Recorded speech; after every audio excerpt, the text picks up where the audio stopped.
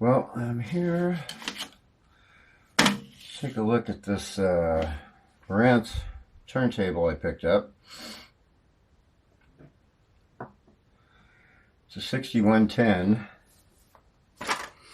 In my haste to get such a good deal, I think I overlooked a couple of things. Number one, this red button. Not supposed to be there.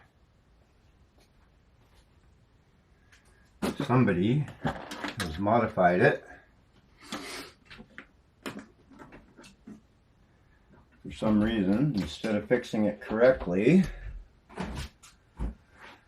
basically they've added a power button. Normally, right here, the power would come on, and it doesn't. I'm gonna turn some power on here. Just start spinning away. As I was saying, normally the power would come on when you move the tone arm over, but somebody's added this button. I think the belt's about had it too.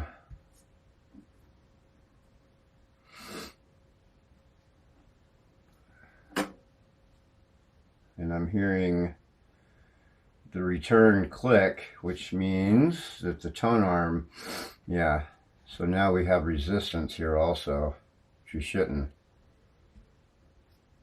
The resistance in the tone arm should not be there.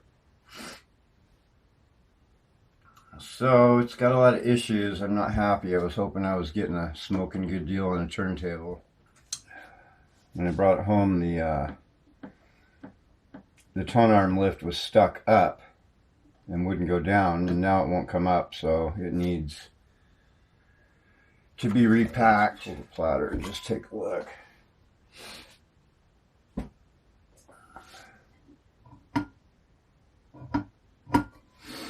The way to get these off is just to give it a little tug and a tap.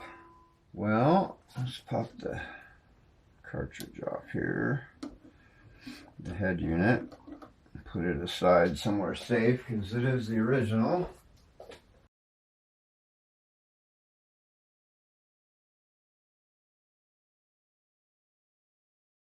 There's the power switch. And somebody has unsoldered it and put in the switch over here. What do we got going back here with a bunch of cotton balls stuffed up in here? Let's just pull that shield real quick. I don't understand why they have cotton balls stuffed in there. That doesn't...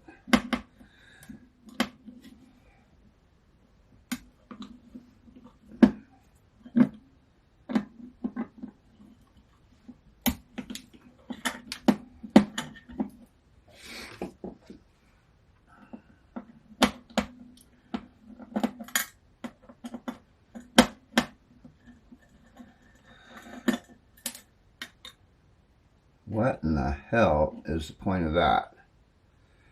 I'm pretty sure that is not factory. The tone arm right there. Not exactly sure why. Let's unlock that for a second.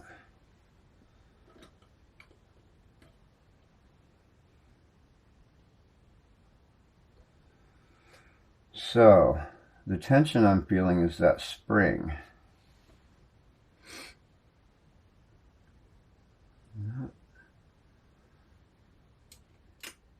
It is not even functioning remotely correct. So there is definitely some weirdness going on. I see a lot of cams that don't seem to be aligned correctly or in the wrong place. Tone arm is in place where it's supposed to be, in park, I would say. Then it moves over towards the album, power comes on, tone arm goes back, power goes off. I'm going to desolder these. Going to resolder them back where they go. And hopefully that fixes it. We'll have a hole in the surface there, but we'll put a chrome spike or something cool in there to cover the hole.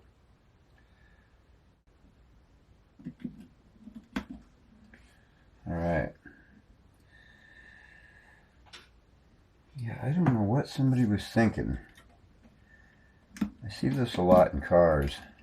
People can't fix something correctly, so they bypass the problem instead of fixing it the correct way. Well, I'm not exactly sure what to do here because it did not show a connection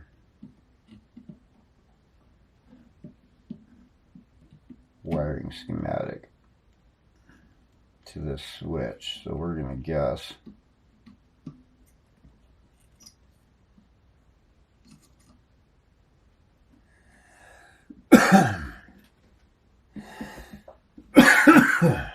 excuse me. Oh, it's been cold here. Cold and rainy, and I was outside welding for about 4 hours this morning, and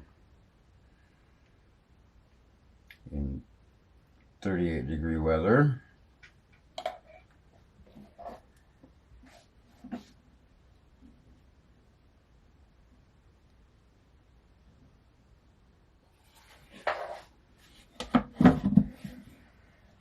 And flip it over. Ooh, oh, it's the little 45 unit adapter.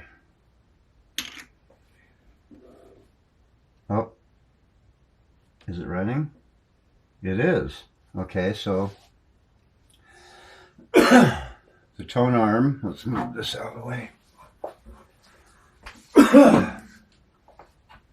The tone arm is in position, so it should be running, and it is. And it shuts off like it should. On, off. Yeah, so that is working. I'm kind of curious now to see if we fixed it. Where's the platter? Like I said, the tone arm lifter will have to be repacked. I don't have the proper fluid, dampening fluid right now.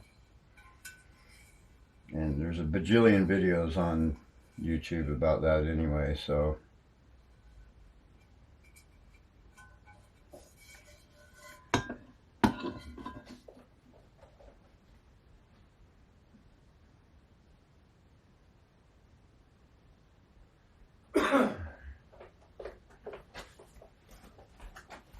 the little Skinner Leonard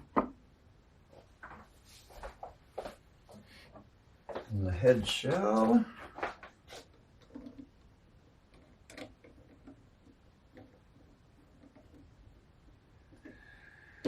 Okay. And we know the lift's not working, so we'll just put it in the down position for now.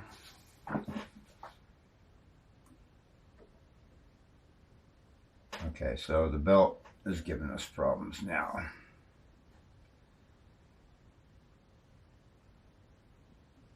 Okay. Is it gonna go? Come on. Did it auto shut off? It did not.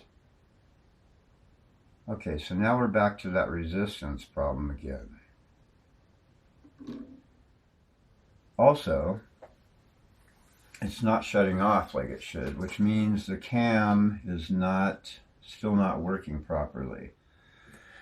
Okay, so this upper cam stayed where it's supposed to be. The flat is supposed to be against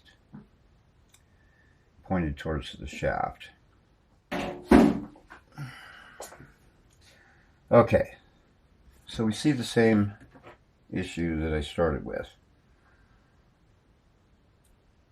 This cam has jumped over that way. According to the manual, this is lined up correctly. But either way, we have this movement here again, which what it's doing is it's moving that micro switch away from the cam. And the proper alignment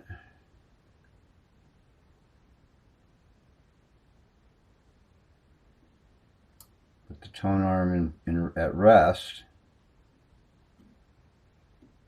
should be like right there somewhere. As you can see, the shaft and the inside of the shaft were filthy. And it was just, this arm has to pivot right here. And I had to pry that off with a claw hammer. Had to get under it, literally, and pry it up slowly and gingerly. And I mean, it took some force. But now, as you can see, it goes on easy, it comes off easy on it, and we'll just slip back the little washer, which I didn't clean yet. Little tension washer, I believe. And then a C-clip.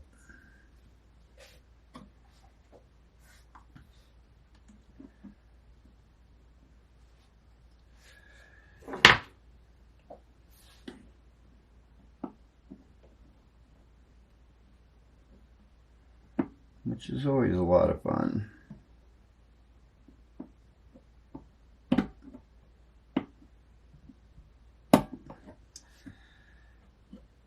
Yeah, and now we have, now see the spring tension's pulling it back. Oh, I better tighten that spring out too while I'm thinking about it, so it doesn't pop off at a later date. So yeah, that was just, it was getting stuck out there in midair because it was seized on that shaft. It wouldn't come back to the cam. Okay, back with some parts. Got our belt, a little chrome spike to fill the crazy on-off switch somebody put in here, and a little packing for the tone arm elevator. So the tone arm elevator, like I said before, there are a lot of videos for the tone arm elevator. So we'll just peel the C-clip off. This one here. We'll just slide the rod out. No need to take both sides off. So that's loose. And then we will take the control arm C-clip.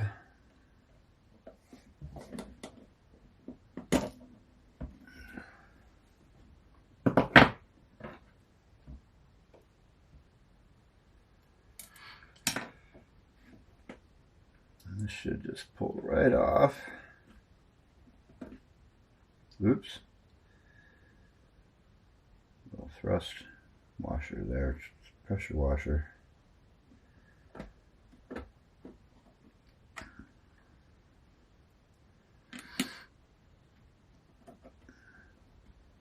a little grease on that too, a little silicone oil, I think. Okay, this should just pull right out. Oop, something fell off on the other side.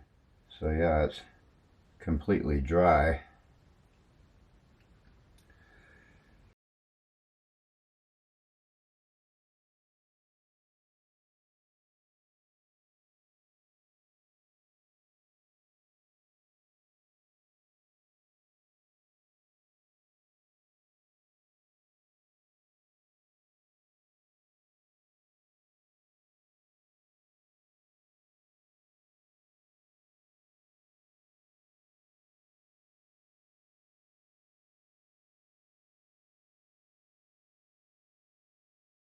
Okay. Good to go. Okay. I think the last thing we're going to do here is to get rid of the switch. Put our little chrome filler spike in.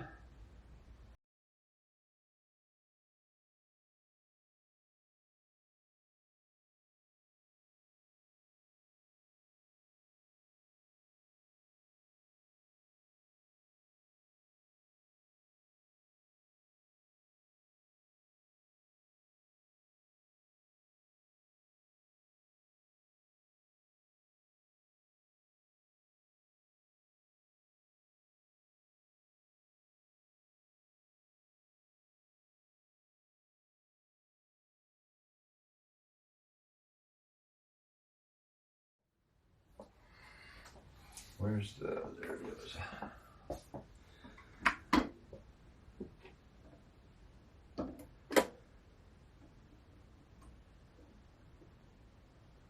Perfect.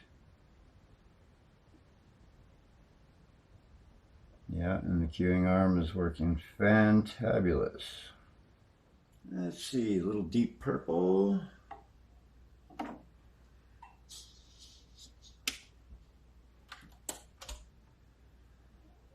Power to the Harman Kardon.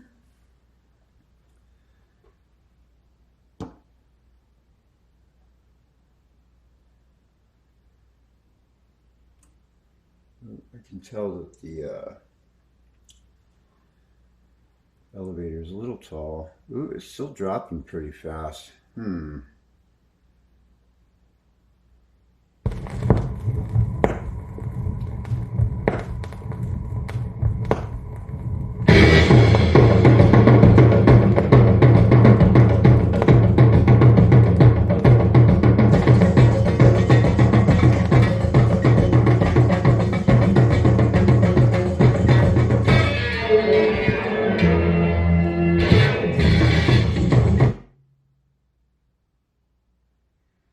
Let's check the return real quick.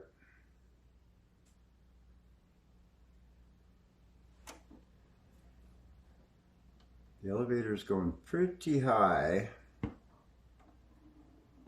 everything's working, and that's the important part.